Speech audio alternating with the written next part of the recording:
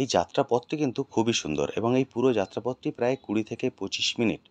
তো আমার পিছনে যেটা দেখছেন এটাই হলো টিকিট কাউন্টার। এখান থেকে আপনাকে টিকিট কালেক্ট করে নিতে হবে। এটি গেট, এখানে আপনাদের সিকিউরিটি চেক হবে, পুরো সিকিউরিটি চেক হয়ে তারপর আপনার ভিতরে আসতে পারবেন। আপনি যে পিকক দ্বীপটি দেখছেন এই পিকক দ্বীপেও কিন্তু যাওয়ার ব্যবস্থা আছে। কেবল কারে করে যখন যাবেন তখনও কিন্তু এই দ্বীপটিকে খুব সুন্দরভাবে পুরোটা দেখতে পাবেন। কিন্তু যখন আপনারা এই 20 থেকে 25 মিনিটের জার্নি, এটা কিন্তু অসাধারণ সুন্দর।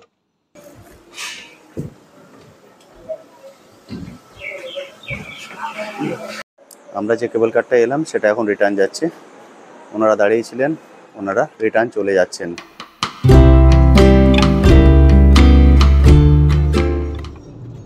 হ্যালো বন্ধুরা, কেমন আছেন? আশা করি সকলেই ভালো আছেন। ট্যুর বাকেটে আপনাদের সবাইকে স্বাগত। এখন আমরা আছি গুয়াহাটিতে। আজ আমরা সকাল সকাল সপরিবারে বেরিয়ে পড়েছি গুয়াহাটির সাইট সিনের উদ্দেশ্যে।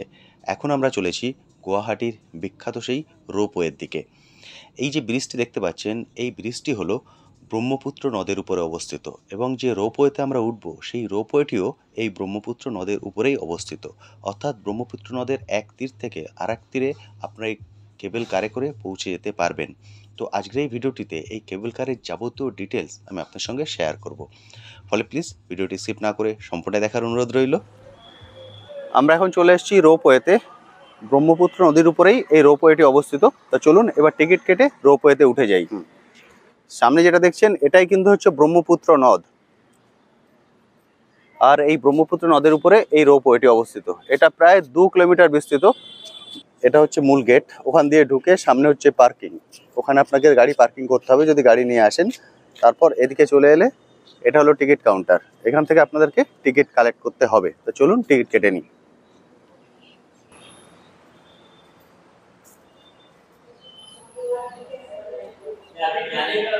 এটা টয়লেট, এটা টিকিট কাউন্টার। তো আমার পিছনে যেটা দেখছেন এটাই হলো টিকিট কাউন্টার, এখান থেকে আপনাকে টিকিট কালেক্ট করে নিতে হবে। এটা হলো আমাদের টিকিট, আমরা টিকিট কালেক্ট করে নিয়েছি। টিকিটের মূল্য 100 টাকা করে। তবে 3 বছর থেকে 12 বছর পর্যন্ত বাচ্চাদের 50 টাকা করে টিকিট।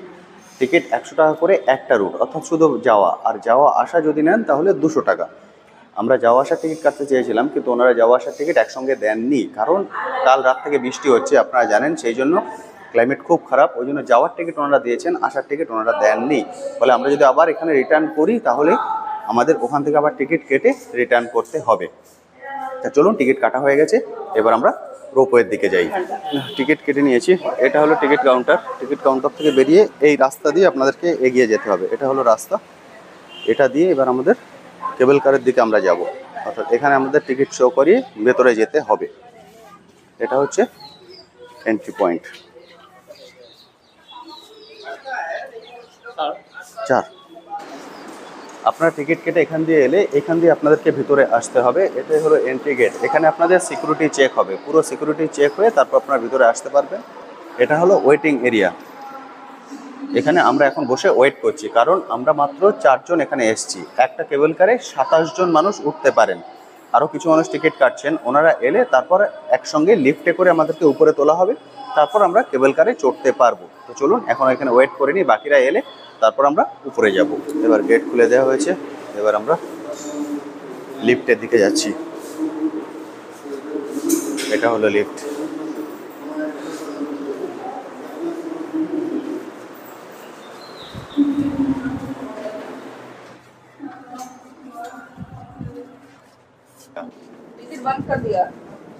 আমরা উপরে চলে এসেছি, এখন বাইরেই থাকতে হবে। এখান থেকে আমরা কেবল কারে উঠবো।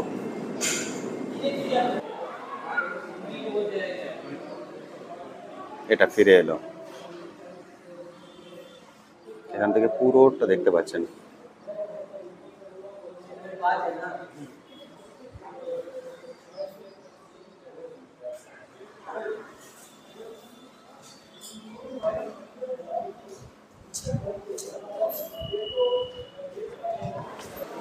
এবার আমরা চলে যাচ্ছি।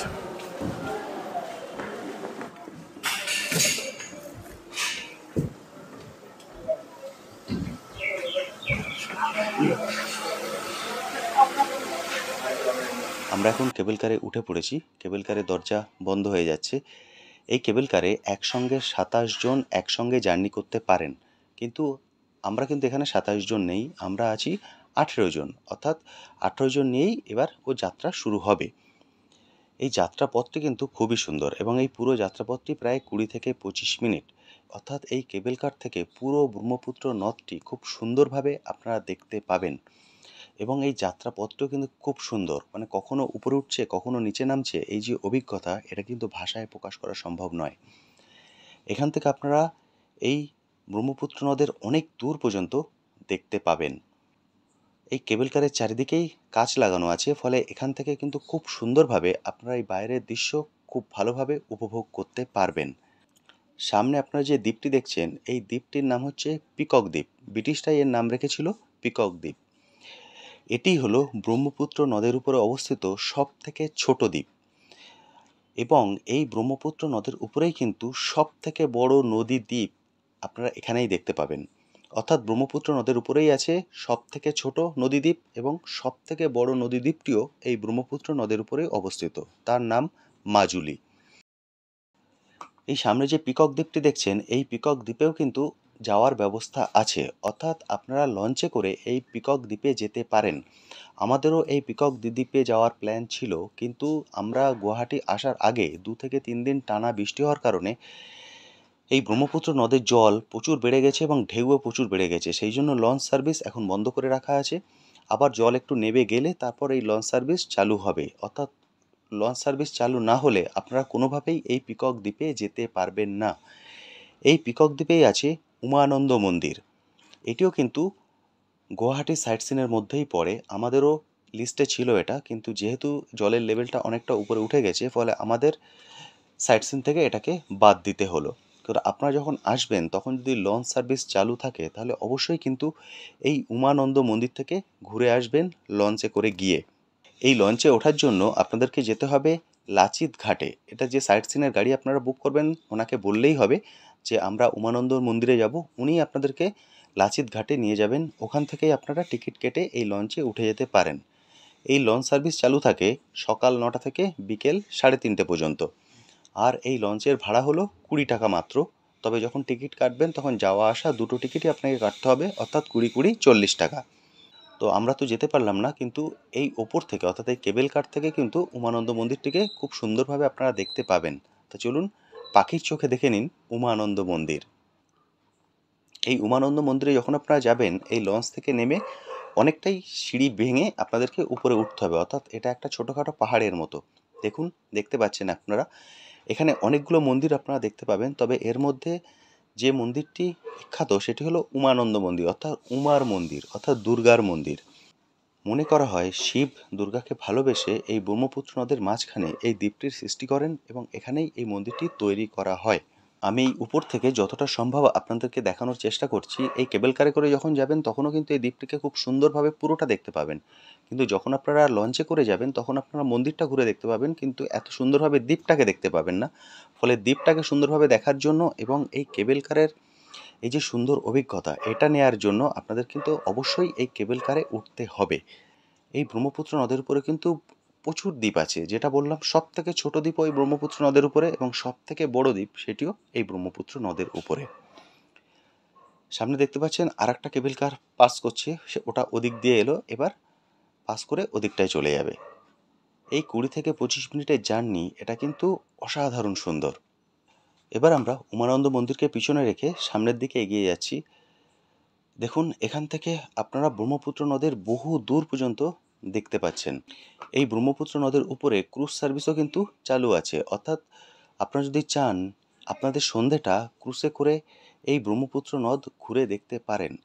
তো কথায় কথায় আমরা প্রায় চলে এসেছি এপারে। এপারটি হলো উত্তর গুয়াহাটি। এক্সপিরিয়েন্স কিন্তু খুবই সুন্দর, ফলে যখন এখানে আসবেন অর্থাৎ গুয়াহাটি আসবেন সাইট সিনের মধ্যে এটাকে কিন্তু অবশ্যই রাখবেন। এই যে ২০-২২ মিনিটের জার্নি, এটা কিন্তু অসাধারণ সুন্দর। এখানে লেখা আছে উত্তর গুয়াহাটিলে স্বাগতম। আমরা এপারে চলে এসেছি। দেখুন এখানে লেখা আছে। বহু মানুষ কিন্তু ওখানে অপেক্ষা করছেন, অর্থাৎ আমরা নেমে গেলে ওনারা আবার এই কেবল কারে করেই ওপারে ফিরে যাবেন। তো আমরা বাইরে বেরিয়ে যাচ্ছি, কারণ আবার টিকিট কাটতে হবে। ওনারা একটা রুটের টিকিট দিয়েছেন, সেকেন্ড রুটের টিকিট দেননি, ফলে গিয়ে আবার টিকিট কাউন্টার থেকে টিকিট কেটে তারপর আমরা ব্যাক করব। আমরা যে কেবল কারটা এলাম সেটা এখন রিটার্ন যাচ্ছে। ওনারা দাঁড়িয়েছিলেন, ওনারা রিটার্ন চলে যাচ্ছেন। আমার পিছনে যেটা দেখছেন এটা হলো টিকিট কাউন্টার, উত্তর গুয়াহাটির টিকিট কাউন্টার। এখান থেকে আমরা টিকিট কালেক্ট করে নিয়েছি রিটার্ন যাওয়ার জন্য। তো চলুন আবার ওখানে চলে যাব, গিয়ে আবার কেবল কারে করে রিটার্ন যাব। ওটা আসছে, ওটা করে আমরা রিটার্ন যাব। এইখানে দেখুন হুইলগুলো ঘুরছে, এই হুইলগুলো ঘুরেই কেবলগুলো চলছে।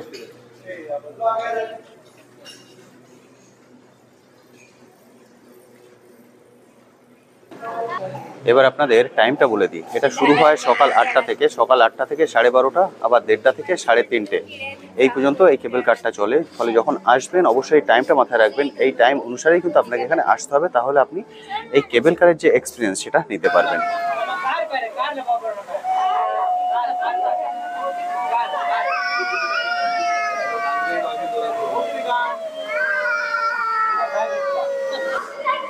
এবার আবার লিফট করে নিচে, চলুন লিফট উঠে যাই।